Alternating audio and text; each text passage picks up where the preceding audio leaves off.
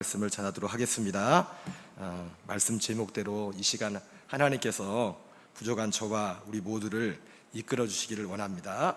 오늘 이 말씀을 전하기 전에 먼저 배경을 좀 설명을 하겠습니다. 오늘 어떤 상황에서 이런 일이 벌어졌는지 먼저 예수님이 복음을 전한 그 지역에 대해서 잠깐 말씀을 드리겠습니다. 예수님은 공생애 3년 반 동안에 주로 이제는 갈릴리에서 활동을 많이 하셨습니다. 그리고 이제 6월절 때 같은 경우는 예수님이 이제는 예루살렘에 올라갔죠. 그래서 이제 마태복음이나 다른 복음서에는 예수님이 주로 이제 갈릴리에서만 활동한 것처럼 그렇게 많이 묘사되어 있지만은 요한복음에는 몇 번씩, 그래서 요한복음 2장에 첫 번째 6월절에 예루살렘에 올라가고, 그리고 요한복음 5장 같은 경우는 정확하진 않습니다. 명절에 올라갔다고 하는데 많은 학자들은 그것을 6월절이라고 말하기도 합니다. 그리고 세 번째, 예수님이 4번의 6월절을 거쳐요. 4번, 3년 동안에 시작할 때하고, 그래서 마지막 십자가에 달릴 때 이제 6월절에 십자가에 달리시거든요. 그런데 이제 세 번째 6월절 같은 경우는 예수님이 이제 예루살렘에 올라가질 않습니다. 오늘 그 예수님이 벳세다에서 이 기적을 일으켰던 그 배경이 바로 그런 환경이었습니다. 그래서 주로 예수님께서는 갈릴리에서 복음을 전했어요. 갈릴리에서 특별히 갈릴리, 가버나움, 고라신, 벳세다. 여러분들 여기가 갈릴리 바다라고 하면은 제가 서 있는 곳이 가버나움이라고 하면은 이쪽에는 벳세다가 있고 이쪽에는 고라신이 있어요. 주로 예수님이 이 지역에서 많은 공생애를 예수님이 감당하셨습니다. 이유는 딱 하나예요. 왜 예수님이 거기서 공생애를 많이 했을까요? 일들을 많이 했을까요? 거기에 사람이 많이 모였어요. 사람이 많이 모였어요. 전도도 예수님이 전략적으로 하셨다고요. 전략적으로. 그래서 사람이 많이 모여서, 그리고 그곳이 우리가 보통 비아마리스라고 하는 이집트에서부터 쭉 서부 해안을 따라가지고 지금 메소포타미아 지역까지 가는 그 도로, 동서, 이집트 문명과 메소포타미아 문명을 연결하는 그 도로 한 복판에 갈릴리, 그 가버나움, 고라신, 벳세다가 있었어요. 그러니까 많은 여기저기 사람들이 많이 모였겠죠. 그냥 갈릴리 지역 사람들만 있는 것이 아니라 저쪽에서도 오고 이쪽에서도 오고 많이 모여서 예수님이 그래서 모든 주요 사역들을 그 갈릴리, 가버나움, 고라신, 벳세다에서 많은 일을 하셨습니다. 그러니까 어쩔 수 없이 예수님이 많이 가셨으니까 예수님이 일도 더 많이 하셨을 거 아니에요. 그죠? 많이 가셨으니까. 그래서 예수님이 거기에 능력을 많이 베풀었다고 했어요. 많이. 그래서 이 갈릴리, 가버나움, 고라신, 벳세다를 보통 학자들은 복음의 트라이앵글이라고 해요. 삼각형, 복음의 트라이앵글. 근데 아이러니하게도 이 복음의 트라이앵글이라고 하는 이 가버나움, 고라신, 벳세다는 사실 엄밀한 의미에서 복음의 사각지대였어요. 복음의 사각지대. 그래서 예수님께서 마태복음 11장에서 가버나움, 고라신, 벳세다에 대해서 이렇게 말씀하고 있습니다. 우리 마태복음 11장 20절 22절 읽겠습니다. 시작. 예수께서 권능을 가지 많이 행하신 고을들이 회개하지 아니하므로 그때 책망하시되, 여기 나오죠. 예수님께서 권능을 가장 많이 행하신 고을, 거기가 어디라고요? 가버나움, 고라신, 벳세다. 왜요? 왜 권능을 가장 많이 행했어요? 제일 많이 갔으니까. 거기에서 제일 많이 갔으니까. 근데 예수님이 우리 보통 사람들은 이해하지 못할 좀 생뚱맞은 말씀을 하십니다. 예수께서 권능을 가장 많이 행하신 고을들이 회개하지 않아했대요. 그래서 그때에 책망하시되 화 있을진저 고라시나 화 있을진저 벳세다야. 같이 읽겠습니다. 너희에게 행한 모든 권능을 두로와 행하였더라면 그들이 벌써 벼옷을 입고 제에 앉아 회개하였으리라. 내가 너희에게 이르노니 심판날에 두로와 시돈이 너희보다 견디기 쉬우리라. 여러분, 고라신, 벳세다가 하나님 예수님이 그렇게 능력을 만행했는데 뭔 죄가 그렇게 크길래 예수님이 오늘 말씀하시기를 내가 너희에게 이르노니 심판날에 두로와 시돈이 너희보다 견디기 쉬우리라 그렇게 말해요. 여러분, 시돈도 그렇지만 두로는 어디입니까? 두로 왕은 에스겔서나 이사야에서 나오는 사단의 상징이잖아요. 사단의 상징. 그렇게 악한 곳이란 말이에요. 그렇게 악한 곳인데 가버나움, 고라신, 벳세다 이 지역이 그보다 더 악하대. 예수님이 권능을 그렇게 만행하셨는데 회개하지 않았기 때문에. 23절 24절 읽겠습니다. 시작. 가버나움아 내가 하늘에까지 높아지겠느냐, 음부에까지 낮아지리라. 내게 행한 모든 권능을 소돔에서 행하였더라면 그 성이 오늘까지 있었으리라. 내가 너에게 이르노니 심판날에 소돔 땅이 너보다 견디기 쉬우리라. 가버나움과 고라신 벳사다 지조가 뭐길래 대체? 아니 소돔보다도, 여러분 소돔은 심판의 상징이잖아요, 그렇죠? 근데 소돔이 오히려 심판날에 그 심판을 견디기가 더 쉬울 거래. 사단의 화신으로 상징하는 두로와 시돈보다도 오히려 심판날에 가버나움 고라신 벳사다가 더 큰 심판을 받을 거예요. 뭐 때문에 그럴까요? 아니 뭘 그렇게 끔찍한 죄를 졌길래 가버나움 고라신 벳사다를 주님이 그렇게 책망하셨을까요? 여러분 이미 눈치채신 분은 있겠지만 무슨 죄일까요? 무슨 죄? 죄는 딱 하나예요. 한 죄, 한 죄.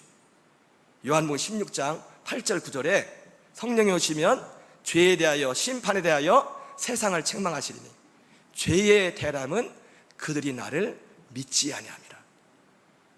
지어낸 말이 아니라 정확히 그 말씀이에요.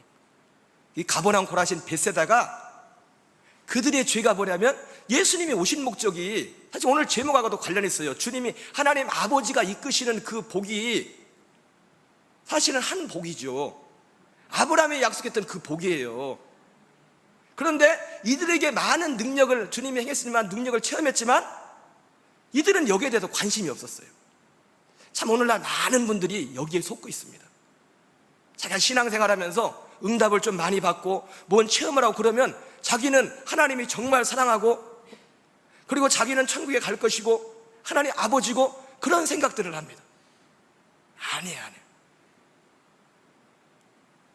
소돔이 심판받은 그 죄보다, 두로와 시돈이 심판받은 그 죄보다 더 큰 죄가 뭐냐면 예수님이 말씀하신 요한복음 16장 8절 9절이에요. 그 한 죄. 사도 요한은 그래서 요한서신은 뭐라고 합니까? 그것을 사망에 이르는 죄라고 하죠. 그거는 구하지 말아라. 이것을 거스리고 이것을 반대하고 이것을 믿지 않으면 그렇게 사랑의 사도라고 하는 사도 요한조차도 구하지 말라는 겁니다. 그 사람은 사망에 이르지 아니하는 죄가 있을 때 그것은 구하라 그렇게 말했어요. 예수님이 하고자 했던 것, 전하고자 했던 것. 마태복음 12장에서 바리새인들이 와서 예수님께 묻죠. 예수님, 우리에게 표적 보여주기를 원합니다. 그랬더니 예수님이 뭐라고 합니까? 악하고 음란한 새가 표적을 구하나 선지자 요나의 표적밖에 보여줄 것이 없다. 예수님께서는 이 땅에 오신 목적이 뭐냐면 그 요나의 표적. 여러분 요나의 표적은 예수님의 죽으심과 부활을 상징하는 거죠. 예수님의 죽으심과 부활을 통해서 주님이 이루고자 하는, 우리가 예수님의 죽으심과 부활도 믿어야 되지만은 예수님의 죽으심과 부활을 통해서 하나님이 무엇을 행하시려는가 그걸 알아. 그게 복음이에요. 그게 죽으심과 부활을 통해서 주님이 이루고자 하는 그 목적, 그 약속이 복음이란 말이에요. 마태복음 12장에서는 그것을 그렇게 표현하죠. 그래서 예수님이 거기에 대해서도 이 바리새인과 사두개인들이 다른 표적을 보여주기를 원하니까 악하고 음란한 세대가 표적을 구하나 선지자 요나의 표적밖에 보여줄 것이 없다 그렇게 말씀하시면서 오늘 가버나움과 고라신 벳사다를 책망했던 것처럼 똑같이 책망합니다. 심판날에 너희가 이 악하고 음란한 세대가 견디기 어려울 것이다. 무슨 죄요? 이 한 표적을 믿지 않는 죄. 한 표적. 이 한 표적은 뭡니까? 이 한 표적을 통해서 하나님이 우리 안에 물을 만나요. 물. 거기에는. 그래서 예수님이 그 말씀을 하시고 나서 어떤 비유적인 말씀을 드리죠. 귀신이 집을 나가서 물 없는 곳을 찾아다녔는데 쉴 곳을 찾지 못하고 다시 들어왔는데 들어올 때는 더 많이 데리고 와서 나중 형편이 처음보다 더하리라 그러면서 악하고 음란한 세대가 바로 이 시대가 이와 같을 것이다 그랬어요.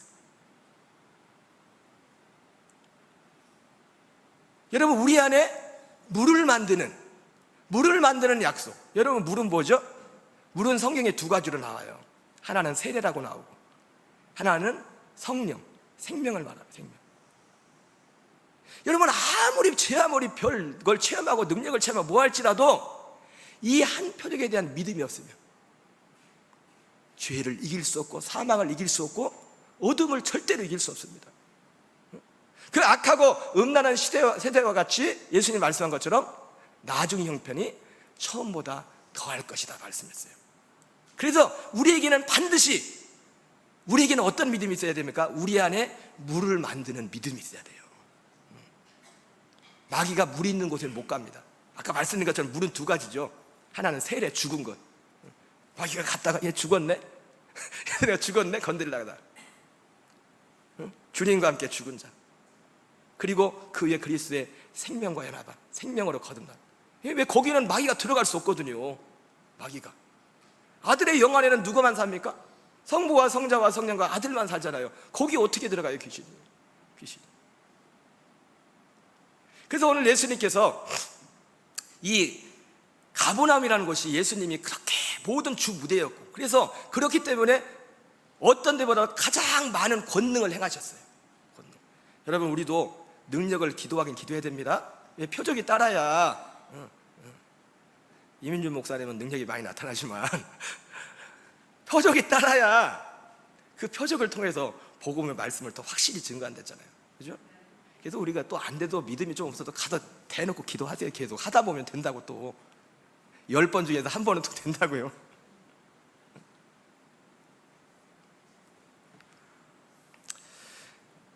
이 가버나움, 고라신, 베세다가 전반적인 분위기가 그런 분위기였어요. 사실 그러니까 오늘 말씀도, 이 요한복음 6장의 말씀도 사실 그런 맥락에서 벗어나질 못합니다.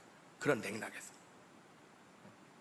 자, 오늘은 예수님께서 아까 말씀드렸지만 해마다 1년에 한 번씩 예루살렘에 6월절에 올라갔었는데, 오늘은 이 사건이 일어난 날은 6월절이었어요. 6월절에 예수님이 예루살렘에 올라가지 않았어요. 그리고 예수님이 그 6월절에 가버나움, 고라신에 있지 않고 어디로 갔냐면 벳세다로 갔어요. 벳세다로. 왜 예수님이 벳세다로 갔냐면, 사실은 예수님께서 그 마태복음 14장에, 이제 마태복음, 요한복음은 6장에 나오지만 마태복음은 14장에 이 사건이 기록되어 있거든요. 마태복음 14장에 보면은 그 오병이어 사건이 이제 예수님이 왜 벳세다로 갔는지, 그리고 예수님이 벳세다로 갔는데 수많은 무리들이 예수님을 따라갔어요. 얼마나 많은 사람들이 갔어요? 장정만 5,000명이 따라갔어요. 단지 그 사람들이 예수님을 따라간 것은 단지 그 오병이어가 있을 줄 알았습니까? 예상 못했지. 특별한 하나의 사건이 있었습니다. 그건 뭐냐면 세례 요한의 죽음이었어요. 세례 요한의 죽음. 마태복음 14장에 그래서 어떻게 시작되냐면, 헤롯이, 여러분 성경에 헤롯이라는 사람이 나오죠, 그죠? 근데 헤롯이, 원래 성경에 헤롯이라고 나오지만 헤롯이 세 사람이에요. 세 사람. 원래 예수님 태어날 때 이쪽 유대, 이 이두메 이쪽에는 헤롯 아켈라오라는 사람이 다스렸고, 그리고 갈릴리 이쪽에는 헤롯 안티파스가 다스렸고, 그리고 가버나움을 기점으로 해서 이쪽 벳세다 이쪽에는 헤롯 빌립이 다스렸었어요. 근데 나중에 헤롯 안티파스, 아켈라 같은 경우는 너무 악하게 폭정을 해가지고 잘려가지고 그 지역에는 로마에서 직접 통치를 합니다. 그래서 온 사람 중에 한 사람이 빌라도예요. 빌라도. 총독으로 로마에서 직접 총독을 보내가지고 거기를 다스리게 해요. 그런데 이 헤롯이라는 사람이 세례 요한을 죽였어요. 그런데 예수님의 소문을 듣지 않으니까 이거 분명히 죽었던 세례 요한이 살아났다. 그렇지 않고서야 저에게서 그렇게 많은 능력이 행할 수가 없다. 우리가 거기서 중요한 한 가지를 알게 돼요. 우리 성경에는 그 기록이 한 번도 안 나오지만, 아하, 세례 요한도 예수님만큼이나 능력을 많이 행했구나. 엘리야가 능력을 행한 것처럼. 기록 안 나왔어요? 어쩌면은 세례 요한은 성경에는 언제 등장해요? 주로 예수님 올 때 그때 등장하잖아요. 그때 이제 뒤로 물러선다고, 세례 요한이. 아마도 세례 요한이 그전에는 예수님이 행하죠. 왜? 예수님이 하는 그 소문을 듣고서 이거 분명히 죽었던 세례 요한이 살아났다. 그래가지고 이 헤롯이 예수님을 죽이려고, 다음 이제 사정의 칼날이 누가 된다면 예수님이 된 겁니다. 그래서 예수님이 어디로 가냐면 벳세다라고 해요. 왜? 여기 지금 가버나움 쪽, 이 고라신 이쪽은 안티파스가 통치하는 것이에요. 가버나움 건너 베세다는, 그러니까 가버나움을 줄을 딱 해가지고 여기하고 구역 행정구역이 틀려요. 세금 내는 것도 틀리고. 그래서 예수님께서 헤롯 안티파스의 그 칼날을 피해가지고, 왜? 예수님이 죽이라는데 왜 예수님 칼날을 피합니까? 아직 죽을 때가 안 됐어. 죽을 때가. 예수님은 정한 대로 죽는 겁니다. 성경대로 그리스도께서 우리 죄를 위하여 죽으시고 장사 지낸 바 되셨다가 성경대로 사흘 만에 다시 살아나사, 성경대로 약속대로. 이 예수님 죽는 것도 마음대로 못 죽어요. 예수님이 언제 죽죠? 6월절에 죽는데, 6월절 중에도 언제 죽어요? 금요일인 6월절에 죽어야 돼요. 금요일. 그러니까 이스라엘은 지금도 6월절을 지키지만 해마다 6월절 요일이 틀려요. 그럼 만약에 6월절이 한 수요일이나 화요일쯤 돼봐요. 그러면 장사한 지 사흘 만에 부활하셔야 되는데, 부활을 언제 해야 돼요? 안식 후 첫날 부활한단 말이에요. 안식 후 첫날. 이게 성경이라고요. 그래서 예수님이 단지 죽음이 무서워서 그걸 도망간 게 아니라 아직 죽을 때가 안 됐어요. 사람들은 지금 그때부터 벌써 예수님을 죽이려고 하는 거예요. 어쩌면은 그번 6월절에 예루살렘에 가지 않은 것도 왜 안 갔냐면은 지금 사람들이 예루살렘에 올라가도 예수님을 죽이려고 하는 겁니다. 그래서 요한복음 7장에 보면은 예수님이 이번 이 요한복음 6장에 6월절 지나고 좀 있다 이제 초막절이지 않습니까? 초막절 때도 몸을 사리신다고. 형제들이 좀 큰일 하려면 남자가 서울로 가시라고, 쉽게 말해서 예루살렘으로 가시라고 그런단 말이에요. 예수님이 뒤로 뺐다 이제 물론 나중에 이게 올라가시긴 하지만, 그런 상황에서 예수님이 그 지역으로 베세다로 가게 된 겁니다. 거기에다가 예수님만 간 게 아니라 왜 그렇게 많은 사람들이 거기로 베세다로 갔냐? 이 사람들이 예수님이란 세례요한을 오랫동안 따랐잖아요. 근데 세례요한이 죽으니까 이 많은 군중들이, 군중하면 또 우리 이민준 목사님이 전공이시죠? 옛날에? 아니셔요? 목사님? 그런 신학 하셨던 막 마음에 하나님의 울분과 이런 것들이 맺힌 사람들이 어디 예수님을 따라가는 거예요. 지금 사실 오병이어 떡 얻어먹을 기대로 간 건 아니에요. 거기 따라가서 왜? 세례요한이 죽어가지고. 그래서 예수님을 따라갔는데 예수님이 이제 말씀을 전하다가 이제 해가 기울어 가니까 배가 고픈 그들을 위해서 이제 오병의 기적을 일으키는 겁니다. 그러니까 어떻게 해요? 사람들이 와 저분은 진짜 세상에 오실 그 선지자다. 그 선지자. 모세가 옛적에 훗날에 하나님께서 나와 같은 선지 하나를 일으키리니 너희는 그의 말을 들으라. 우리는 예수님의 말을 들어야 됩니다. 그분의 말을 들어야 돼요. 나와 같은 선지 하나를 일으킬 것이니 너희는 그의 말을 들으라. 그 예수님이 모세가 신명기에서 예언했던 그분이시란 말이에요. 그러나 예수님께서 오신 것은 모세가 광야에서 얼마나 많은 기적을 베풀고 많은 사람들을 먹이고 그랬습니까? 그러나 예수님이 사실 오신 것은 그것을 위해 오신 게 아니에요. 그 사람들이, 군중들이 예수님께서 그렇게 하는 걸 보고서 이제 이분은 정말 세상에 오실 그 선지자다 하면서 임금을 삼으려고 하니까 예수님이 거기 자리를 피해버려요. 왜?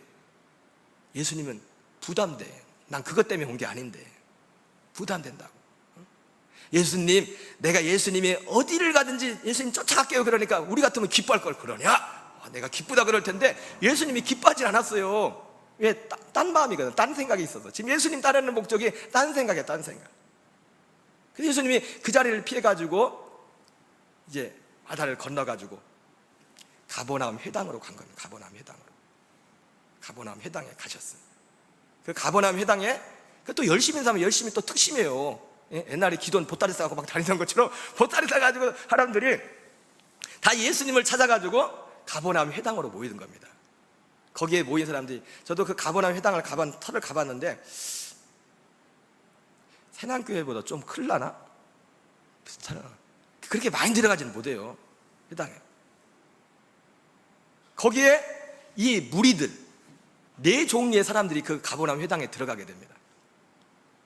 보따리 도시락 싸갖고 밤새 예수님을 쫓아왔던 무리들하고, 그리고 유대인들은 또 가서 딴짓을 해야 되니까, 그 다음에 제자들, 여기서 말하는 제자들은 12제자가 아니에요. 다른 제자들이 많이 있었어요. 그리고 12제자들이 있었어요. 근데 예수님께서 제일 먼저 가버나움 회당에서 먼저 마주한 사람이 누구냐면 이 무리들이에요. 그래서 예수님이 그 무리들을 보면서 야, 너네 참 열심히 특심이다, 기특하다 이렇게 말한 게 아니라 너희가 나를 따라오는 것은 표적을 보는 까닭이 아니라 먹고 배부른 까닭이라. 썩을 양식을 위하여 일하지 말고 영생하도록 있는 양식을 위하여 일하라 말씀했습니다. 그랬더니 그 무리들이 묻죠. 그럼 하나님의 일이 뭡니까? 우리 영생하도록 있는 양식을 일하라고 하는데 하나님의 일이 뭐예요? 물었더니 하나님의 일은 하나님이 보내신 자를 믿는 게 하나님의 일이야. 여러분, 하나님의 일이 뭐라고요? 하나님이 보내신 자를 믿는 것. 전에는 저는 이 복음에 대해서 알지 못할 때는 그냥 그거를 그래, 하나님을 믿는 거다. 하나님이 이 범사에 내가 믿으면 하나님이 없는 돈도 주시고, 그런 일은 있어요. 많이 있어요, 사실은. 병도 고쳐주시고, 문제가 있는데 이제 문제도 해결해 주시고, 이게 하나님의 일인 줄 알았어요. 근데 그 하나님의 일은 뭡니까? 하나의 일, 하나의 일.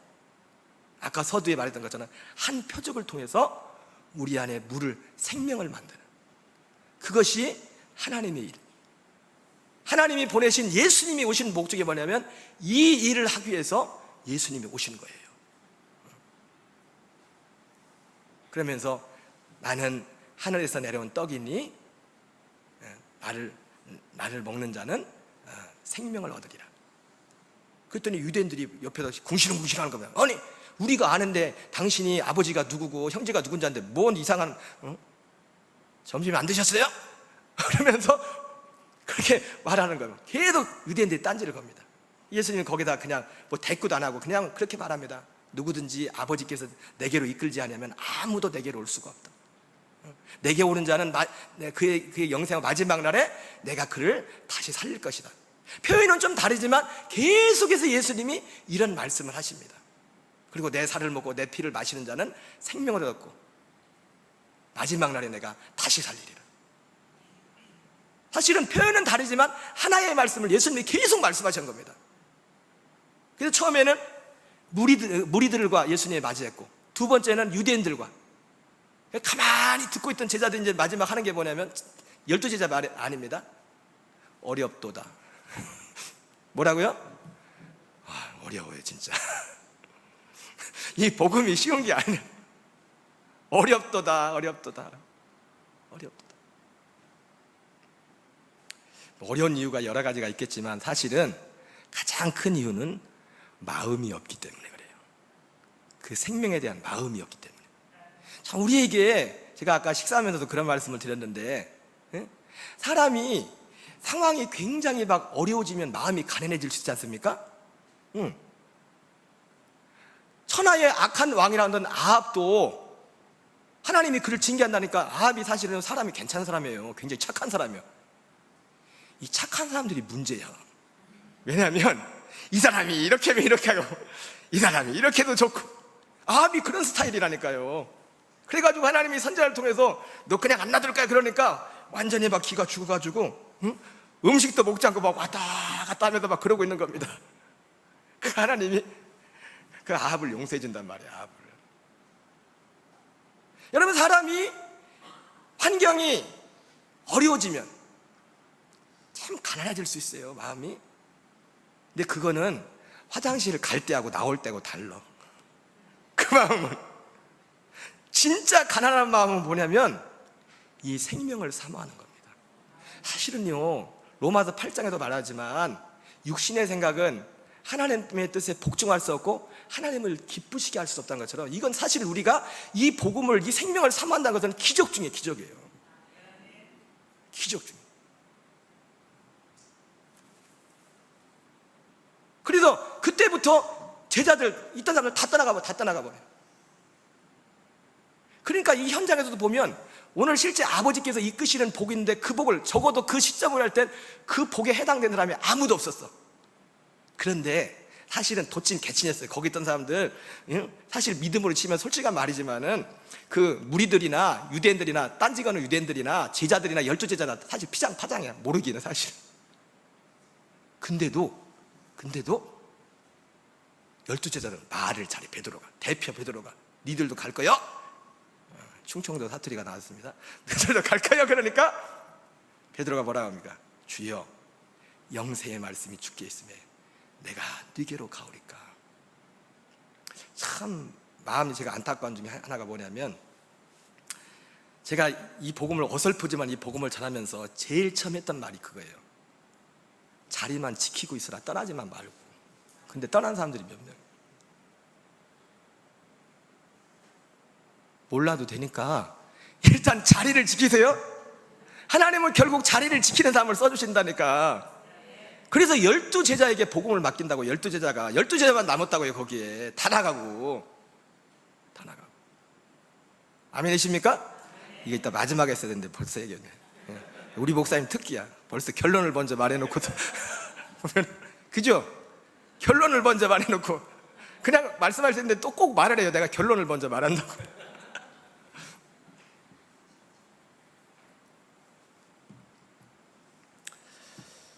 요한복음 6장 60절 읽겠습니다. 시작. 제자 중 여럿이 듣고 말하되 이 말씀은 어렵도다.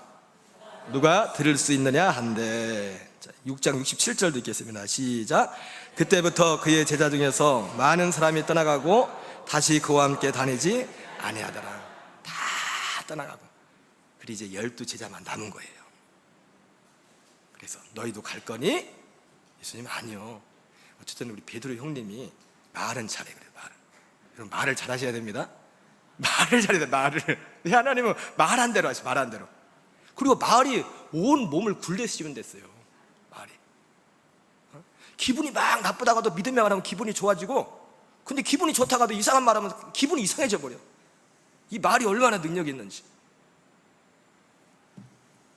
자, 그러면 하나님 아버지가 이끄시는 복이 뭡니까? 예수님께서 정말 여기 모였던 따라왔던 사람들에게 주기원 했던 그 복.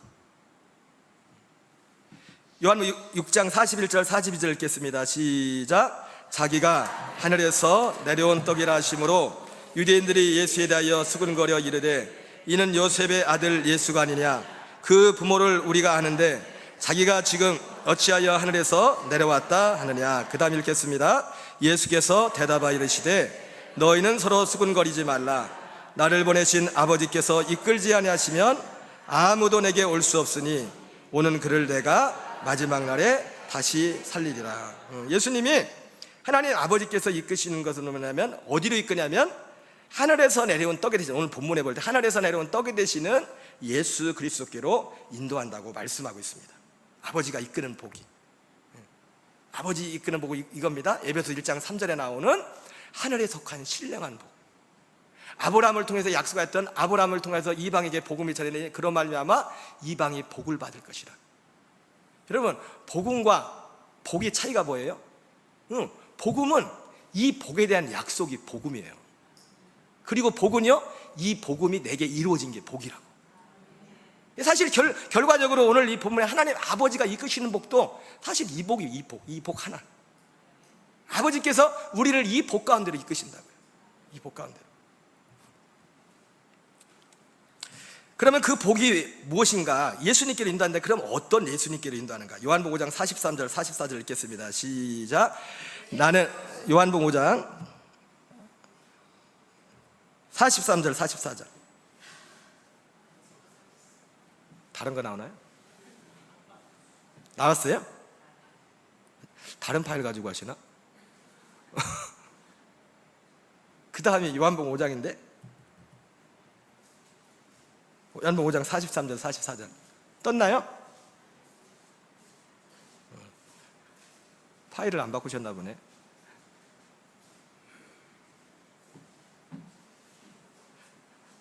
제가 읽어드릴게요. 나왔어요? 예? 사라졌어요? 나왔다가?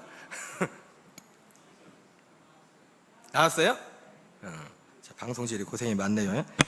43절 44절 읽겠습니다. 시작. 나는 내 아버지의 이름으로 왔음에 너희가 영접하지 아니하나 만일 다른 사람이 자기 이름으로 오면 영접하리라. 너희가 서로 영광을 취하고 유일하신 하나님께로부터는 영광은 구하지 아니하니 어찌 나를 믿을 수 있느냐. 예. 하늘에서 산떡이 되신 예수님께로 하나님 아버지가 이끄신다는데, 그 예수님이 어떤 분이냐면 아버지 이름으로 오신, 그래서 하나님께로부터는 그 영광을 우리에게 주시는 그 예수님을 말하는 겁니다. 그 예수님. 히브리서 9장 28절에서는 이 예수님을 두 번째 나타나시는 그리스도라고 말씀하고 있어요. 같이 읽습니다. 이와 같이 그리스도도 많은 사람의 죄를 담당하시려고 단번에 들이신 바 되셨고, 구원에 이르게 하기 위하여 죄와 상관없이 자기를 바라는 자들에게 두 번째 나타나시리라. 바로 궁극적으로 하나님 아버지께서는 궁극적으로, 물론 그 과정이, 그 전에 과정들이 많이 있지만, 궁극적으로 왜 생명이 돼야 됩니까? 생명이 어디에서 됩니까? 생명은 두 번째 나타나시는 그리스도 안에서 생명이 된단 말이야. 생명은 어디에서 우리의 생명이 돼요? 하나님 아버지께로부터는 그 영광을 통해서. 그 영광은 하나님의 아들의 생명 안에만 있는 것입니다. 그래서 지난번에 한번 말씀드린 것 같은데, 고린도서 3장에 모세가 머리에 수건을 썼어요. 왜? 얼굴에 모세가 빛이 났거든요. 시내산에 가서 40일 동안 내려와가지고. 사실은 그 출애굽기에서는 사람들이 볼 때 무서워가지고 좀 부담스럽다 그래가지고 수건을 썼는데, 고린도후서 3장에서는 왜 수건을 썼냐면, 이 모세의 얼굴에서 나오는 그 빛은 장차 없어질 영광이기 때문에, 장차 없어질 그 영광을 주목하지 않도록 하기 위해서. 여러분, 거기에는 생명이 없습니다. 아까 그 세례요한 같은 경우도 마지막 선지자잖아요, 그죠? 선지자인데 세례요한이 능력을 만행했어요. 그러나 능력이 참 소중한 거지만, 여러분, 하나님이 주는 건 다 좋은 거예요. 일단 하나님께로부터 오는 건 다 좋은 겁니다. 사람이 그걸 어떻게 쓰냐에 서 그 문제가 되는 것뿐이지, 능력도 소중한 겁니다. 근데 그 능력에는 생명이 없어요. 왜? 능력은 천사가 행하는 거예요. 천사가 행하는 거잖아요. 우리의 외적인 육신에 관련된 모든 것들은 천사들이 능력으로 행하는 겁니다. 천사는 우리에게 생명을 줄 수가 없어요. 오직 두 번째 나타나시는 그리스도만이, 그 안에서만 우리가 하나님의 영원전 약속했던 그 생명을 얻는 것입니다. 바로 하나님 아버지께서 우리를, 이 복의 자리로 우리를 이끄시기를 원한단 말이에요. 근데 오늘 우리가 본 것처럼 사람들은 여기에 관심이 없어. 모르겠어요. 나중에 예수님이 부활하시고 나서 나중에 그 사람들이 회개하고 이 복음을 믿었을지 안 믿었을지 그건 모르겠어요. 사람이 참 쉽지 않더라고요. 그게 쉽지 않아. 하나님이 우리에게 그런 사모한 마음도 주시지만, 하나님은 사실 어떤 면에서 보면 사모하는 자를 찾아가십니다. 사도행전 8장에 사마리아 성에 지금 부흥이 한창 되고 있는데, 빌립 지사님한테도 가자로 가라, 가자 광야로. 에디오피아 내시가 예루살렘에 예배하러 왔다가 지금 가고 있는데, 지금 굉장히 영적으로 사모하고 있고 지금 은혜를 사모하고 있다. 가봤더니 이사야서를 읽고 있는 겁니다. 그래서 빌립 집사님 묻죠. 읽는 것이 뜻이 뭔지 깨닫느뇨? 물어보니까 모르겠다. 가르쳐준 사람이 없으니까. 여러분, 그래서 여러분 어쩔 수 없이 우리는 가르쳐주는 목사님이 계셔야 되는 거예요. 응? 가르쳐주는. 여러분, 수가성 여인도요. 여러분, 수가성 여인에 대해서 사람들이 참 오해가 많아요. 우리 누님이 엄청 섭섭해하셔. 응? 우리는 수가성 여인을 굉장히 음란한 여자로 생각을 합니다. 아니에요. 수가성 여인은 그리스도를 기다리던 사람이에요. 여러분, 사마리아 지역은요, 비록 이방인 그 지역이고 혼혈이지만요, 유대 지역과 사마리 지역, 지금도 사마리아 지역은 사마리아의 그리심산을 그 이삭이 죽었던 모리아산이라고 우깁니다. 여기 전통적으로 모리아산은 어디죠? 예루살렘 성전인 곳이 모리아산이죠. 유대인들은 구약 성경을 다 믿지만, 사마리아 사람들은 모세 오경만 믿어요. 모세 오경. 여러분, 모세 오경 가운데는요, 하나님의 약속이 있어요. 약속이. 율법. 여러분, 우리가 율법을 지켜야 구원을 받습니다. 목사님 왜 그런데? 예수님이 말씀하신 거예요. 요한복음 7장에서, 요한복음 8장에서 율법을 지켜야 구원받는다고. 너희들 모세가 율법을 줬다고 하는데 그 율법을 지키지 않으니까 날 죽이려고 하네? 여러분, 모세 율법을 지킨다는 게 뭐예요? 모세 율법이 예수님에 대해서 말하는 거거든요. 절기를 통해서, 성전을 통해서, 그리고 모세 율법을 통해서 우리가 그리스도께로 가는 거예요. 갈라디아서 말씀처럼. 율법은 특별히 무슨 율법이요? 율법은 모세 율법 말고도 또 있어요. 우리 양심이, 로마서에 보면 우리 양심이 율법이 된다어요. 그래서 우리가 알아서, 예수 안 믿는다면 알아서 지옥으로 간다고 알아서, 양심이 알아가지고. 율법이 없어도. 율법이 우리가 보통 우리 로마서에는 우리 양심이 율법이 된다고 말하고 있고, 그런데 그 율법이 아니라 뭔 율법을 지켜야 돼요? 모세의 율법을 지켜야 돼요. 모세의 율법을 지킨다는 게 뭐예요? 모세의 율법은 그리스도에 대해서, 다 그리스도에 대해서, 너희가 영생에 대해서 성경을 상고하거니와 그 영생이, 성경이 나에 대해서 증거하는 것이라. 그리고 그 모세의 율법을 지키려고 하면은 나는 안 되네, 오라 나는 권관자로다, 누가 이 사망에서 보면 나를 건져내랴. 진짜 율법을 지키는 사람은요, 그리스도께로 갈 수밖에 없어요. 그래서 율법을 지켜야 구원받는다는 거예요. 율법을 지켜야. 사마리아는 모세 오경을 철저히 지켰다고요. 그 모세 오경에 그것 중에 하나가 뭐냐면, 여러분 다른 복음서에 보면 제가 자세히 보니까 어떤 사두개인이 와가지고 예수님을 곤경에 빠뜨리려고, 사두개인은 부활을 안 믿거든요. 그래가지고 예수님한테 질문을 합니다. 예수님, 어떤 사람이 형제가 7 있었는데 그 어떤 여자가 그 첫째하고 결혼했는데 그 죽어가지고 둘째랑 또 결혼하고, 둘째도 죽어 셋째, 그래서 7째까지 그렇게 했습니다. 그러면 부활 믿지도 않으면서, 그럼 마지막 구할 때 누가 진짜 남편입니까? 그렇게 물어보는 거예요. 근데 예수님이 뭐라고 합니까? 네가 성경도 하나님의 능력도 알지 못함으로 크게 오해했구나. 부활의 날에는 우리가 다 천사와 같아서 시집도 장가도 아니 간다. 그래서 부활의 날은 여자 남자가 없구나. 그래서 아들만 있는 거구나. 아들만. 누구만 있다고요? 네. 우리가 지금 눈에 보일 때는 지금 남자 여자 이렇게 되지만 영적으로는 뭐예요? 아들만 있는 거. 아들만. 또 어디 가서 안 믿는 사람들 가서 우기셔요. 나 아들이라고. 안 믿는 사람한테 가서. 근데 그 비유에 보면, 그 내용을 보면, 사두개인이 한 거 보면은, 사두개인이 말하는 뉘앙스를 보면, 가만히 보면은 없는 말을 지어낸 게 아니라 진짜 그런 사건이 있었던 것 같아요. 분위기가. 여러분, 모세 율법하에서 수가성 여인이 바람 펴봐요. 2번째까지 갈 것도 없어요. 첫 번째에서 끝나버려. 돌마다 죽는다고요. 그래서 우리 교회에서는 우물가의 여인들이 금지곡이야. 우물가의 여인처럼 난구했네, 헛되고 헛된 것들을. 이 수가성 여인이 예수님한테 그런 대화 수준을 보세요. 대화 수준을. 그 수가성 여인이 예수님하고 대화하는 수준을 보라고. 보통 복잡한 게 아니라니까. 그 누님이 엄청 복잡해 지금. 얼마나 목사님들 강대상에서 설교할 때마다 이상한 사람으로 매도해버리니까. 진짜 경건한 자예요. 경건한 자. 창세기에 나오는 다말처럼. 그래서 다말이 예수 그리스도의 족보에 들어갔잖아요. 약속의 아들 그리스도가 오는 그 대가 끊어지지 않기 위해서. 지금도 유대인들은요, 누구를 통해서 메시아가 올 줄 몰라가지고 그런 사상들 항상 가지고 있어요. 누구를 통해서 메시아가 올지 모르니까.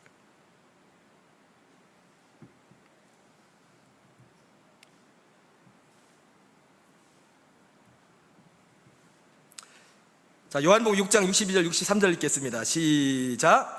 그러면 너희는 인자가 이전에 있던 곳으로 올라가는 것을 본다면 어떻게 하겠느냐? 살리는 것은 영이니 육은 무익하니라. 내가 너희에게 이른 말은 영이요 생명이니라. 바로 하나님 아버지께서 이끄시는 예수 그리스도는 어떤 분입니까? 이전에 있던 곳으로 올라가서 영광을 받으시고 살리는 영으로 오시는 그 그리스도를 말하는 겁니다. 거기로 이끄신다. 거기로 우리를. 그 자리. 그러니까 예수님이, 제가 까먹었었네. 예수님이 그 수가성 여인을 의도적으로 갔다고요.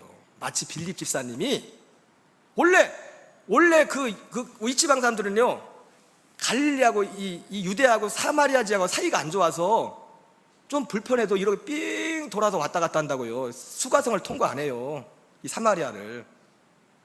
근데 예수님이 일부러 거기를 통과한 거예요. 빌립 집사님이, 하나님이 빌립 집사님을 그 에디오피아 내시 정말 은혜를 사모하는 그를 위해서. 여러분, 지금도 하나님이 어딘가에 이 생명의 복음을 사모하는 사람이 있을 겁니다. 그 사람들을 보내달라고 소리내서 기도하라고요. 우리 교인이 얼마 안 됐는데 올해 몇 분 오셨어 그래가지고. 마태복음 24장 31절, 사실은 연말 연초면서 없는 교인 중에서 이사가고 막 난리였었거든요. 근데 하나님의 표를 주의 택한 자들이 사방에서 모이드는 교회, 마태복음 24장 31절을 주셨어요. 근데 왔어. 한 6명, 8명 왔어요. 6명, 8명 왔다는 거는 우리가 그 얼마나 교인이 없다는 걸 알겠죠. 그 전에. 그것도 젊은 분들이.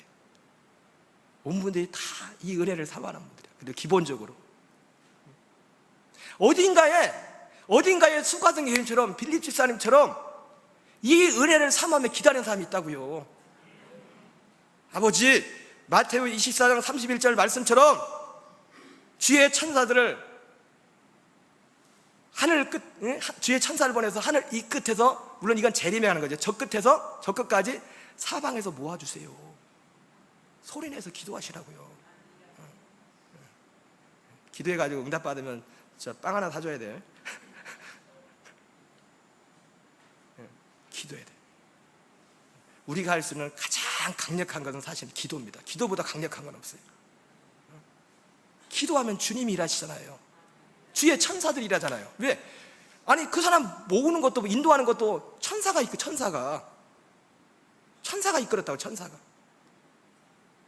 예수님이 재림하실 때 하늘 이끌 적극까지 사방에서 모으는 것도 누가 모아요? 천사들이. 우리가 기도할 때. 오늘도 어딘가에 이 복음을 정말 사모하는 사람이 이 군산 땅에도 더 많이 있는 줄 믿습니다. 우리가 기도하면 하나님께서 그렇게 하실 줄 믿습니다. 그래서 이것이 이 예수 그리스도, 이분께로, 하나님 아버지가 이분께로 우리를 이끄신단 말이에요. 바로 이것을 알지 못하면, 고린도 4장 3절 4절 말씀처럼 4장 3절 4절 읽겠습니다. 시작. 만일 우리의 복음이 가리었으면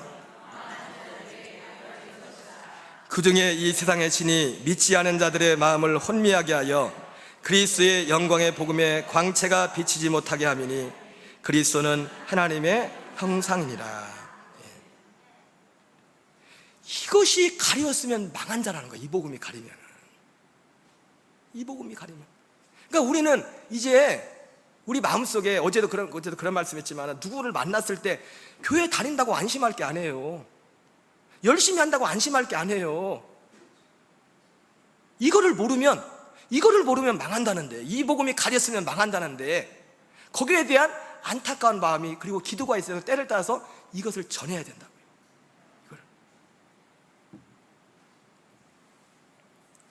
요한복음 6장 53절 54절 읽겠습니다. 시작. 예수께서 이르시되 내가 진실로 진실로 너희에게 이르노니 인자의 살을 먹지 아니하고 인자의 피를 마시지 아니하면 너희 속에 생명이 없느니라. 내 살을 먹고 내 피를 마시는 자는 영생을 가졌고 마지막 날에 내가 그를 다시 살리리라.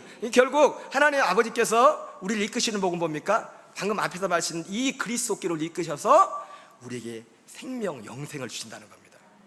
그리고 이 영생 있는 자를 마지막 날에 다시 살리리라. 자, 그러면 구체적으로 하나님께서 앞에 살펴봤지만 어떻게 우리를, 하나님 아버지가 우리를 그리스도께 이끄시는지 간단하게 성경 한 두 구절을 통해서 다시 한번 확인하겠습니다. 로마서 8장 29절 30절 읽겠습니다. 시작. 하나님이 미리 하신 자들을 또한 그 아들의 형상을 본받게 하게 하여 미리 정하셨으니 이는 그로 많은 형제 중에서 맏아들이 되게 하려 하심이니라. 또 미리 정하신 그들을 또한 부르시고 부르신 그들을 또한 의롭다 하시고 의롭다 하시는 그들을 또한 영어롭게 하셨느니라. 목사님이 쓰신 책에 예수가 그리스도이심이 복음이라는 책 제목 중에 그런 제목 있죠. 하나님께 택함 받는 것이 복음이다. 그런 제목 있어요? 뭐 모르는 것처럼 그러세요? 있어요, 없어요? 모르셔요, 진짜? 하도 오래, 그 설교한 지 오래돼서 모르시나? 뭐가 복음이라고요? 하나님께 택함 받는 것이 복음이라고. 그래서 거기서 두 가지 택하심 말하잖아요. 창세전 택하심, 그 다음에 그리스도 안에서 택하심. 이 창세전에 택하신 건 결국 뭐예요? 여기서 하나님이 미리 아셨다는 거예요. 영으로, 천사의 영이 아닌 아들들의 영이 될 그 영으로 하나님이 택하셨다는 거예요. 이 택하셨다는 것과 여기서 말하는 미리 아셨다는 건 똑같은 거예요. 그리고 그리스도 안에서 택하신 그 약속이 우리 안에 이루어지는 거죠. 이루어지는 거.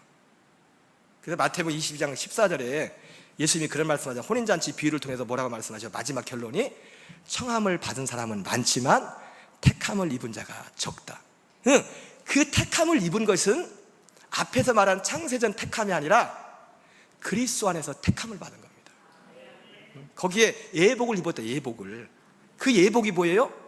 예수의 가죽 옷을 피를 입는 것이 아니라 그리스도로 옷 입는 겁니다.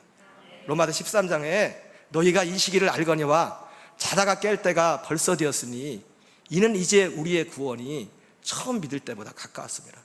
그러므로 우리가 어둠의 일을 벗고 빛의 갑옷을 입자. 낮에같이 단정해하고 방탕하고 술 취하지 말고 오직 그리스도 예수로 옷 입고 육신의 정욕을 내 육신의 일을 도모하지 말라. 바로 그 빛의 갑옷, 그 빛의 갑옷을 입는 것이 그리스도 안에서 택함을 받은 겁니다. 택함을 받은 겁니다. 그래서 이 로마서 8장 29절 30절에서는 간략하지만은 우리가 어떻게 하나님 아버지가 우리를 어떻게 이끄시는가 그거를 딱 요약해 놨어요. 이 정도는 여러분들이 딱 암송하고 있어야 돼요. 암송을 못해도 이런 내용이 있구나. 여기 다 포함되어 있거든요. 우리의 믿음에. 근데 하나님의 이끄심은 언제부터 시작됐어요? 창세전부터 시작됐어요. 창세전부터. 하나님이 미리 아신 자들을 미리 정하시고, 미리 정하신 자들 부르시고, 부르신 자들을 의롭다 하시고, 의롭다 하신 자들을 영화롭게 하셨느니라. 의롭게 하신 자를 어떻게 한다고요? 영화롭게 했다. 우리는 감리교잖아요, 그죠? 사실 우리 여러분 감리교에 대해서 좀 긍지를 가져야 돼요.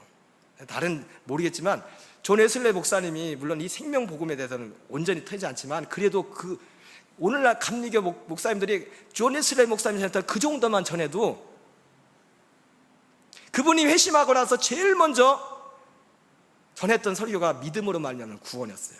거기 보면은 여러 가지 내용 중에서 어떤 내용이냐면 우리가 믿음으로 하면 구원받는 것을 죄에서 구원을 말하는데 죄에서 구원을 말하는데 두 가지를 말해요. 하나는 죄의 책임에서 구원을 받고 하나는 죄의 세력에서 구원을 받는다. 죄를 이기는 자가 된다는 거죠. 이분이 보면은 그리스도의 복음은 온전히 알지 못한 것 같아요. 그러나 이 존 웨슬레이 목사님도 이 생명복음에 먼저 접근해 있는 분이에요. 감리교가 그런 데입니다, 여러분. 존 웨슬레이 목사님이 대단한 분이에요. 그리고 또 한 가지 그 믿음 말면 구원에서 말씀하시는 게 뭐냐면 사람들이 믿음으로만 구원받는다니까 막 욕을 하는 겁니다. 율법주의자들이. 그때 그 존 웨슬리 목사님이 하신 말씀이 믿음은 율법을 폐하는 게 아니라 믿음이 율법을 오히려 굳게 한다. 믿음이 결국 뭡니까? 그러니까 그분도 어느 정도까지 아는지 모르겠지만 믿음이 율법을 사도 바울이 로마서에 그 얘기하잖아요. 믿음이 율법을 굳게 한다고.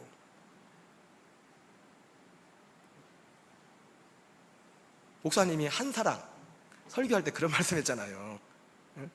이제 두 가지 율법, 하나님 사랑, 이웃 사랑. 그 사랑은 그 사랑을 지키면 율법을 지킨 거라고. 믿음이 율법을 폐하는 것이 아니라 율법을 굳게 한다. 근데 이 존 웨슬레 목사님 같은 경우는 그런데 이제 보면은 그분이 이제 구원의 과정을 5단계로 말합니다. 프리벤팅 그레이스라고 해서 선행적인 은혜, 그 다음에 컨빈싱 그레이스라고 해가지고 확신시키는 은혜, 세 번째 저스티파잉 그레이스라고 해가지고 의롭게 하시는 은혜, 네 번째 발음이 안 좋아가지고 있어요 그런 거. 거룩하게 하는, 성화하게 하는 은혜, 그 다음에 글로리파잉 그레이스, 영화의 은혜. 영화롭게 되는 것은 근데 존 웨슬리 목사님은 우리가 죽음 이후에 영화롭게 된다고 말하고 있어요. 근데 여러분 오늘 성경에 보니까 우리가 영화롭게 되는 거지 죽어서 영화롭게 돼요? 지금 영화롭게 되는 거지. 지금 로마서에 말하고 있잖아요. 로마서에서 하나님이 미리 하신 자들 또한 그 아들의 형상을 본받게 하여 미리 정하셨으니 이는 그로 많은 형제 중에서 맏아들이 되게 하려 하심이라. 또 미리 정하신 그들을 또한 부르시고 부르신 그들을 또한 의롭다 하시고 의롭다 하신 그들을 영화롭게 하리라. 예? 하리라요? 하셨느니라. 정확히 글로리파이드를 해서 글로리파이드. 존 웨슬리 목사님이 글로리피케이션 이게 단어를 쓴 것처럼 이 영화롭게 하셨다 해도 글로리파이드, 영화롭게 했다. 이것이 우리가 그리스도 안에서 택함 받은 거예요. 영화롭게. 그의 생명의 빛 가운데 들어가. 우리를 어두운 가운데서 불러내어 그의 기이한 빛에 들어가신 이를 찬송하게 하기 위함이라. 그의 기이한 빛에 들어가. 우리는 누구를 찬송해야 됩니까? 예, 십자가에 달리신 예수님도 찬양해야 됩니다.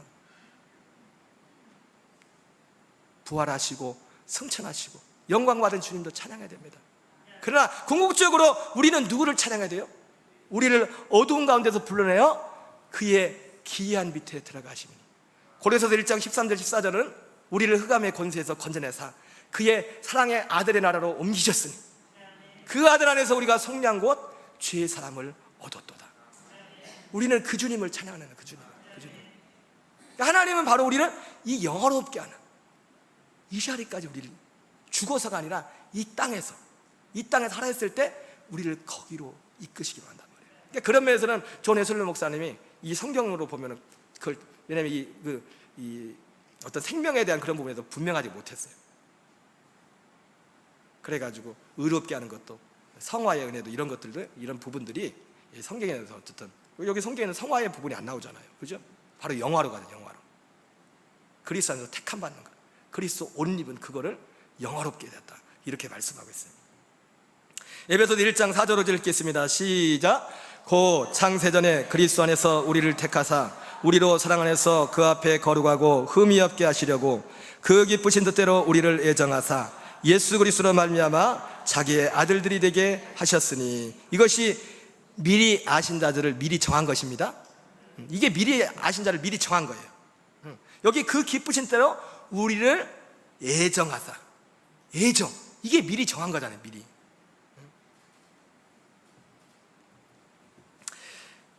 미리 정하시고 정하신 그들을 부르시고. 그래서 마태복음 22장 1절 3절을 같이 읽겠습니다. 시작. 예수께서 다시 비로 대답해 이르시되 천국은 마치 자기 아들을 위하여 혼인잔치를 베푼 어떤 임금과 같으니 그 종들을 보내어 청한 사람들을 혼인잔치에 오라. 부르는 하나님의 복음으로 모든 사람 누구나 오라는 거예요. 누구나. 하나님은 모든 사람이 구원을 받으며 진리를 아는 데 이르기를 원하느니라. 복음으로 주님이 모든 사람을 부르지만 사람들이 이 핑계 저 핑계 대면서 오지를 않습니다. 그리고 온 사람들조차도 예복을 입지 않은 그런 사람들이 있어요. 주님이 전도에 미라는 것으로 부르죠. 고린도서 1장 21절. 빨리빨리 넘어가겠어요. 데살로니가후서 2장 13절 14절도 주님이 이를 위하여, 이 택하심을 위하여 우리를 복음으로 우리를 부르셨다 말씀합니다. 요한복음 6장 45절 46절 읽겠어요. 시작. 선지자의 글에 그들이 다 하나님의 가르침을 받으리라 기록되었은즉 아버지께 듣고 배운 사람마다 다 내게로 오느니라. 이는 아버지를 본 자가 있다는 것이 아니라 오직 하나님에게서 온 자만 아버지를 보았느니라. 이 말씀도 좀 어려운 것 같지만 아버지께서 듣고 배운 사람마다 내게로 온다, 이 말은 주님이 우리를 복음으로 불렀다는 겁니다. 아버지께서 듣고 배웠다는 건 뭐냐면 이 의미하고 정확히 똑같은 의미가 아버지께서 듣고 배웠다. 그 예수님이 이 말씀하면서 이거는 하나님을 봤다는 게 아니라 아버지께 듣고 배운 사람마다 다 내게로 온다. 여러분, 내 양은 내 음성을 듣는댔잖아요, 그죠? 근데 우리가 어떤 소리를 들을 때 그게 주님의 음성이 아니라, 물론 우리 안에서 주님의 마음 음성을 들으시지만 주님의 양은 주님의 소리를 듣는데 어떤 소리를 듣냐면 이 복음을 믿음으로 듣는 겁니다. 이거를, 그게 주님의 소리를 듣는 거예요. 이 복음을 어떤 사람은 아무리 말해도 이 복음이 주님의 음성이란 말이에요. 복음이 내 양은 내 음성을 듣는다. 뭐 기도하다가 뭐 환상 보고 그랬다고, 그게 아니라 이 주님의 영혼, 그 약속의 복음을 믿는 것이 믿어졌다면 그게 주님의 음성을 들어. 그보다 더 복되고 그보다 더 분명한 주님의 음성은 없어요. 요한복음 5장 24절 읽겠습니다. 시작. 내가 진실로 진실로 너희에게 이르노니 내 말을 듣고 또 나 보내신 이를 믿는 자는 영생을 얻었고, 앞에서 말은 내 아버지께 듣고 배운 사람이 누구냐? 예수님의 말을 듣고 그 보내신 이를 믿는 그것이 아버지께 듣고 배운 거예요. 이렇게 듣고 배웠다는 그런 의미예요. 아버지를 진짜 봤다는 게 아니라. 이런 사람들은 영생을 얻었고 심판에 이르지 아니하나니 사망에서 생명으로 옮겼느니라. 그리고 부르신 그들을 의롭다 하시고 믿음으로 의로 정할 것을 말했죠. 갈라디아 3장 8절 읽겠습니다. 시작. 또 하나님이 이방을 믿음으로 말미암아 의로 정하실 것을 성경이 미리 알고 먼저 아브라함에게 복음을 전하되 모든 이방인이 너로 말미암아 복을 받으리라. 아까 우리가 드렸던 말씀이네요. 복에 대한 약속이 복음이고 복음이 우리에게 성취된 것이 복이라고. 그것이 복이라고. 하나님이 믿음으로 의로 정하실 것을 정하셨습니다. 로마 4장 2절 3절에 우리 줄친 부분만 읽겠습니다. 시작. 성경이 무엇을 말하느냐? 아브라함이 하나님을 믿음에 그것이 그에게 의로 여겨진 바 되었느니라. 부르신 그들을 의롭다 하지, 믿음으로, 약속을 믿음으로. 그 이후에 그 믿는 우리를 예수님의 죽음으로 우리를 이끄셔서, 그리고 할례후에 주님이 우리를 영화롭게 하게 해서 예수님이 그리스도 안에서 다시 우리에게 돌아오는 겁니다. 로마서 9장 9절 읽겠습니다. 시작. 약속의 말씀은 이것이니 명년이 때에 내가 이르리니 사라에게 아들이 있으리라 하심이라. 로마서 7장 4절 계속 있습니다. 그러므로 내 형제들아 너희도 그리스도의 몸으로 말미암아 율법에 대하여 죽임을 당하였으니 이는 다른 이고 죽은 자 가운데서 살아나신 이에 가서 우리가 하나님을 위하여 열매를 맺게 하게 합니다. 여러분, 반드시 이 죽음의 과정을 통과해야 됩니다. 죽음의 과정을 통과해야만 그리스도께로 갈 수 있다고요. 주님께로. 십자가가 그래서, 그러니까 우리가 십자가 없이는 구원 못 받습니다. 왜? 무슨 말씀인지 아시죠? 십자가 없이는 우리 구원 못 받아요. 왜? 십자가를 통과하지 않고는 그리스도께로 갈 수가 없어요. 우리 목사님이 그랬잖아요. 예수하고 그리스도하고 각각이라고. 아시나 모르겠어. 얼마 전에 설교하신 것 같은데. 안 했어요? 그렇게 말씀하지 않았어요? 예수님만 할 수 있는 게 있고 그리스도만 할 수 있는 게 있다고. 새록새록 하신가 보다.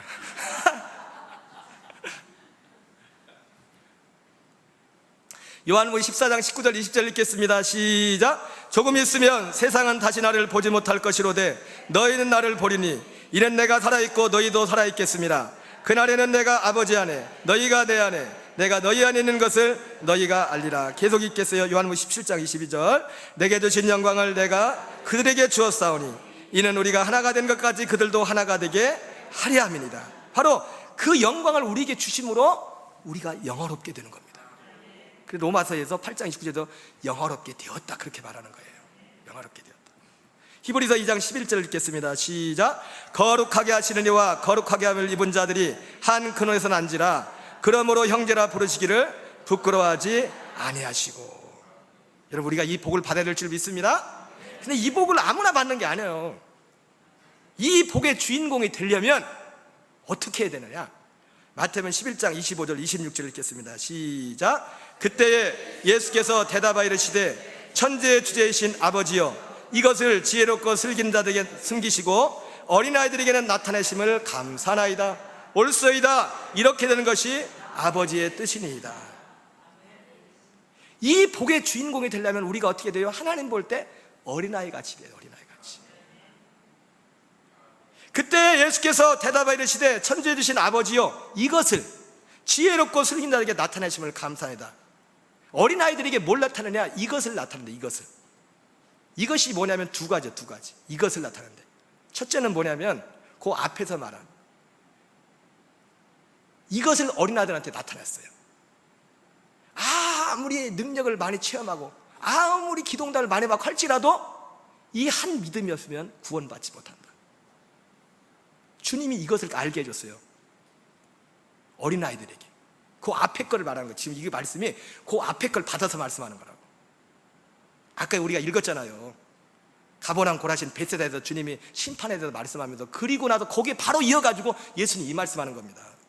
그때에, 바로 그때에 예수께서 대답하여 이르되 천지에 주신 아버지여, 이것을 지혜롭고 슬린 자들에게 숨기시고. 그러니까 아까도 말씀했지만 오늘날 많은 사람들이 착각하고 있어요. 뭐 신앙 체험하고 뭐 하면은 하나님이 날 사랑한다고. 사랑은 하지. 근데 그러나 하나님의 진짜 사랑의 열매는 뭐라고 했어요? 생명이 사랑의 열매라고 했어요. 생명이.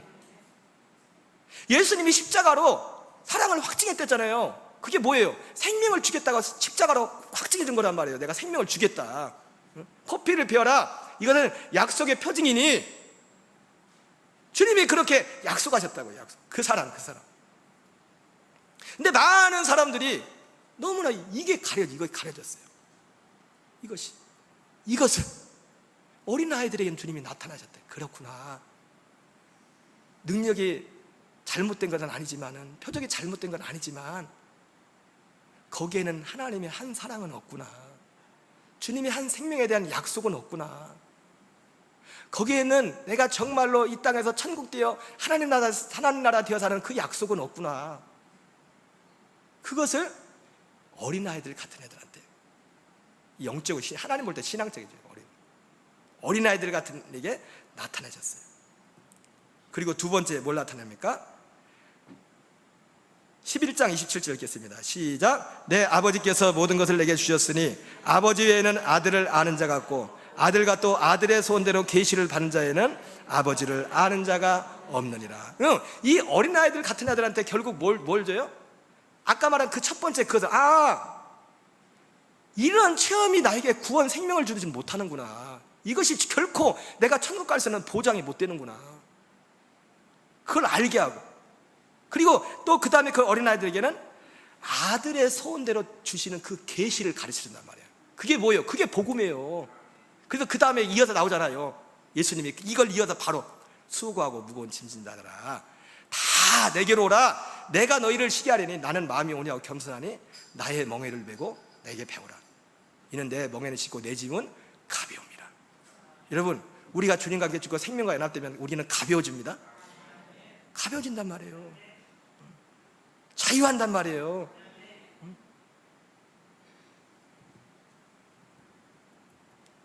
그래서 우리가 지금까지 복음에 대해서 들었지만은, 우리가 정말 이 복의 주인공이 되려면, 아버지께서 이끄시는 복을 받으면 절대적으로 우리는 어린아이 같이 돼요. 어린아이 같이.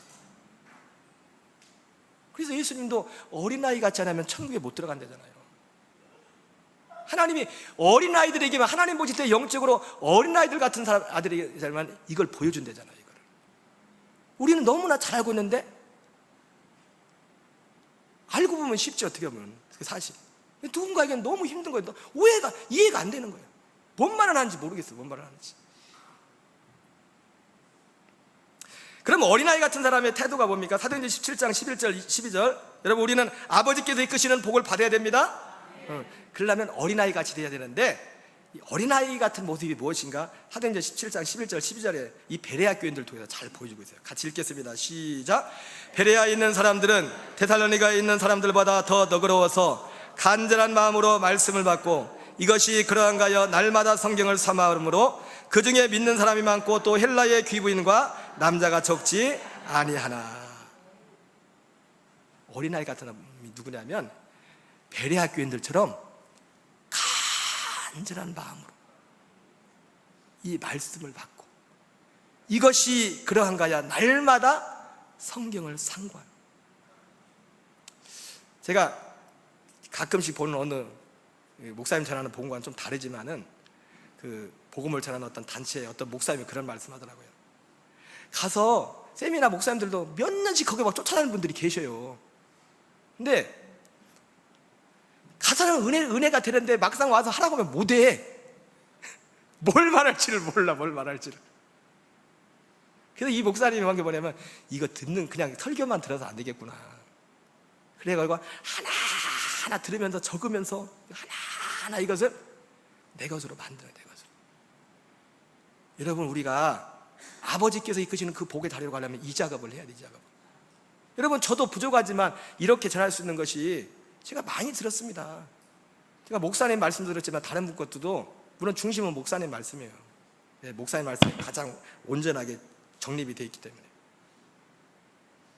많이 듣고 적고 써보고 또 말해보고, 제일 좋은 건 가서 말하는 거예요. 여보, 내 말 좀 들어봐. 그래가지고 그러고 가서 얘기를 해보라고. 말하는 게 제일, 내가 직접 이걸, 내가 있는 걸 말하는 게 제일 큰 거예요. 여러분, 우리 어린아이 같이 돼야 됩니다.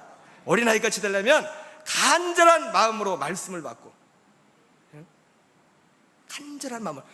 똑같은 말씀이 아니라니까요. 비록 유튜브로 들어도, 저는 유튜브로밖에, 목사님 뭐 만나서 개인적으로 지도받은 것도 아니고 유튜브로만 보지만 그거를 반복해 들으면서 계속 이거 한 번 들을 때 다르고 두 번 들을 때 다르고 찾는 게 다르다고. 천국은 마치 밭에 관추인 그와 같으니 자기 소유를 다 팔아서 그걸 샀다고 했어요. 여러분, 자산 팔아가지고 바치라는 얘기가 아니에요. 그 수고가 있어야 된다. 그 수고가. 그럼 언제까지, 적어도 언제까지 우리가 이 작업을 해야 되느냐, 이 일을 해야 되느냐. 예전에, 얼마 전에 그 드라마 중에서 1,000원짜리 변호사라는 드라마가 있었죠. 그죠? 여긴 TV를 안 보시죠? 아들들은, 여기 아들들은 TV 안 보죠? 봐요, 안 봐요? 아들로서 보면 돼요, TV를. 사람으로 보지 말고 아들로서. 아니, 웃을 얘기가 아니라니까, 사실이라니까요. 어떻게 TV도 뭐로 보라고요? 사람으로 보지 말고 아들로 보라고요, TV도. 왜 웃으신데? 하나님이 먹든지 마시든지 무엇을 하든지 하나님의 영광을 위하여 했는데, TV에서도 배우는 게 있어요. 물론 우리 TV를 그렇게 많이 보진 않지만, 하나님이 뭘 보든지 아들로서 보라, 아들로서. 제가 어제 말씀드렸잖아요. 똑같이 집사람이 나한테 말해도 내가 문제가 있으면 그게 바가지가 돼버리고 내가 문제가 없으면 그게 피드백이 된다고. 그 말하는 그 사람이 문제가 아니라 내가 문제라고. TV를 보든 뭘 보든 내가 아들로 서 있으면 거기가 하나님 나라라고요. 하나님 나라. 아들로 서 있으면, 그리스도의 생명에 연합되어 있으면. 그 천변이 그 죄수를 변호하잖아요. 변호하는데 그 사람이 몇 번 죄를 져서 감옥에 갔다가 이제는 출소를 해가지고 화장실에 갔는데 가다가 부딪혀가지고 쓰러진 걸 잡아줬어요. 근데 그걸 신고했는데 이 사람이 전적이 있다고, 전과가 있다고 해가지고, 그 사람은 실제로 죄를 지지 않는데도 그걸 모르나 보다, 천변을. 그래가지고 저도 그 영상에서 봤어요. 영상에서 짤방으로 봤는데, 젊은이들은 아는 것 같다. 천변 알아요? 끄떡끄떡하네. 천천히 변호사.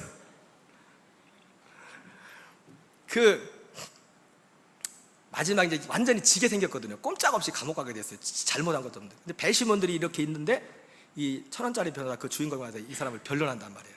그러면서 변론하는 내용이 이 형사법상 판결의 원칙이라는 이걸 변호를 했어요. 나옵니까?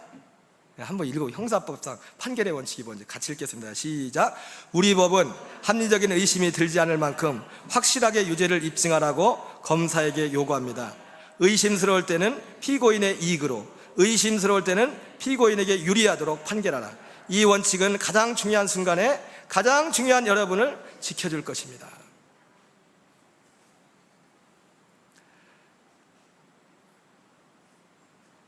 그때 그런 말을 하죠. 10사람의 죄인은 놓칠지라도 한 사람을, 죄 없는 사람을 죄인을 만들어서는 안 된다. 그 얘기를 하면서 이 얘기를, 별걸 다 기억해. 그런 말 하면서 이 얘기를 했어요. 여기서 뭐라고 합니까? 우리 법은 합리적인 의심이 들지 않을 만큼 확실하게 유죄를 입증하라고 검사에게 요구한다. 제가 이걸 어떻게 바꿨냐면, 우리는 합리적인 의심이 들지 않을 만큼 확실하게 우리의 믿음을 입증해야 된다. 고린도서 13장 5절에 너희가 믿음 안에 있는가 너희 자신을 시험하고 너희 자신을 확증하라. 우리가 언제까지 베레아 교인들이 했던 것처럼 그 작업을 해야 되느냐? 적어도 합리적인 의심이 들지 않도록 그때까지 내가 믿음 안에 있구나. 물론 그 이해도 계속 해야겠지만, 의심스러울 때는 피고인의 이익으로, 의심스러울 때는 피고인의 유리하도록. 가장 중요한 순간에 이것이, 그러니까 우리의 믿음에 대해서 끊임없이, 의심이란 좀 그렇지만 끊임없이 이것이 그러한가 하면서 이 믿음 안에 계속 이 생명을 하고 여기 연합하는 그 일을 해야 돼요. 그 일을. 가장 중요한 순간, 우리에게 가장 중요한 순간은 언제입니까? 이것이, 여러분 미국에서요 누가 설문조사를 했대. 설문조사 했는데 일반인 1000명한테 설문조사를 했는데 뭘 조사했냐면, 여러분 생각에 유명 연예인들 중에서 누가 천국 갈 것 같냐, 일반인 중에서 신불신을 다 초월해가지고 했는데 1등이 누가 나왔냐면 마더 테레사가 1등이 나왔대. 이 사람은 천국 갈 거다. 그게 이 사람이 한 70%인가 한 80% 가까이 나왔어요. 1000명 중에서. 2등은 누가 나왔을까요? 마이클 조던. 이 사람은 천국 갈 거래. 3등은 누가 갈 거라고 했냐면 다이나이브의 왕세자. 그런데 마더 테레사, 마이클 조던, 그리고 우리 연세 드신 분들은 마이클 조던을 잘 모를 텐데 다이나이브의 왕세자, 이 사람보다 더 많이 나온 사람이 있어요. 87%. 누군지 아세요? 자기는 천국 간대. 자기는 87%가. 여러분 이게 굉장히 위험한 거예요.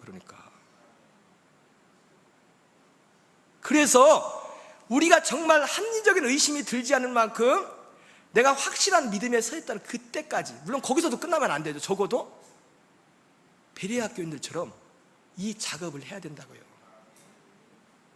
언제까지? 우리가 이렇게 할 때 나타나는 몇 가지 열매가 있어요. 우리가 이 생명에 연합하게 되면. 첫 번째는, 물론 뭐 여러 가지 많았겠지만 제 생각에는 교제권이 조정이 됩니다. 교제권이. 어제도 제가 여쭤봤지만은 우리 믿는 지체들 만나는 게 즐거운지 아니면 딴 따라가는 게 즐거운지. 교제권이. 그렇다고 그 세상 사람들 만나지 말라는 게 아닙니다. 만나야죠. 복음 전하려면. 이 교제권이죠. 하나님이 아브라함에게 너는 본토 친척 아비 집을 떠나 내가 내게 지시할 땅으로 가라. 지시할 그 그리스도 안에, 그 안에. 그리고 두 번째, 우리가 언제까지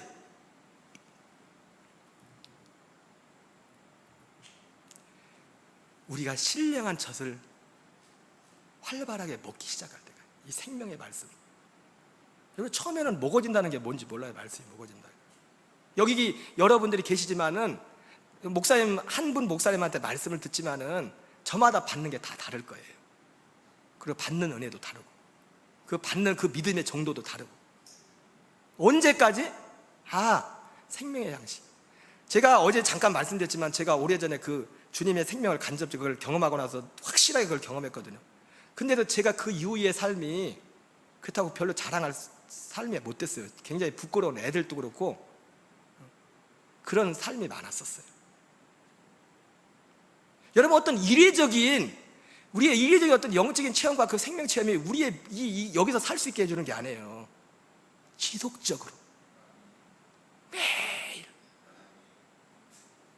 이 생명의 양식을 먹는, 그때처럼 어떤 획기적인 혁신적인 그런 경험은 없지만 그러나 너무나 분명하게 옛사람이 죽고 생명으로 사는 그런 일들이 우리 속에 시작된다고요. 적어도 우리에게 이런 열매들이 나타나야 돼요. 적어도. 그리고 에베소 4장 2절 3절 말씀처럼 하나 되게 하심을 이루어가는 겁니다. 우리가 진짜 누구를 만나든지 하나 되는 그 일들이 내 안에서 이루어지기 시작해야 돼요. 그리고 복음을 증거해야 돼요. 복음을. 제가 예수님 처음 믿고도 사실 그때는 이 그리스도의 복음도 안 했죠. 그때는 버스 타고 하면 버스 안에 딱 가다 보면은 전도를 해야 되는데 예수 믿냐고 물어봐야 되는데 아가씨가 앉아 있어요. 그러면 굉장히 부담스러워요. 지금 할까 말까 하고 마음이 어린 마음에 목욕탕도 가면 어떻게 하냐면 일부러, 내가 굉장히 내성적인 사람이에요. 그렇게 제가 활달한 사람은 아닙니다. 가서 전도해보고 싶어서 제일 궁금한 게 예수 믿으시냐고. 그리고 전도해보려고 일부러 생판 모르는 사람 가서 막 때를 밀어줘요. 가서 막 내가 밀어줄게요 하고. 우리가 전도 열매를 못 맺을지라도 우리가 언제까지 이 일을 해야 되냐. 적어도 우리 속에 이런 열매들이 나타나기 시작할 때까지. 합리적인 의심을, 우리의 믿음을. 그렇다고 여러분이 막 의심하고 괴로워하라는 게 아니에요. 이미 우리에게는 믿음이 왔어요. 성경이 무엇을 말하느냐? 아브라함이 하나님을 믿음에 그것을 의로 여기지 않았느냐. 여러분에게 지금 엄청나게 이런 어떤 사람마다 다르겠지만 이런 열매들이 많이 없을지라도 여러분이 이 약속을 믿는다면, 내가 이게 현저하게 어떤 생명의 역사가 없을지라도 이 약속을 믿는다면 성경은 분명히 말합니다. 성경이 무엇을 말하느냐? 아브라함이 하나님을 믿음에 그것을 의로 여겼다 말씀하셨습니다.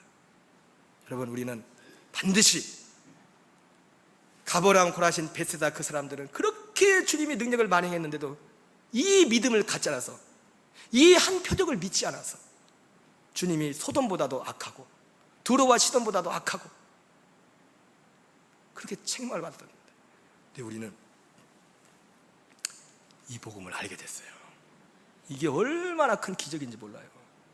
내가 가버랑 고라신 베세다 사람들한테 그들에게 임했던 어떤 기적이 없을지라도 내가 이 복음이 믿어진다면, 제가요 예수 믿고서 제일 스트레스 받는 데가 언제냐면 어렸을 때 학생 때 부흥회 때, 지방에서 부흥회 하면은 저 한 살 밑에 여자 동생이 있었는데 부흥회 가면 평소에는 안 그런데 부흥회 가면 혼자 은혜 다 받는 것 같아. 입신하고 뭐 봤다고 뭐하고.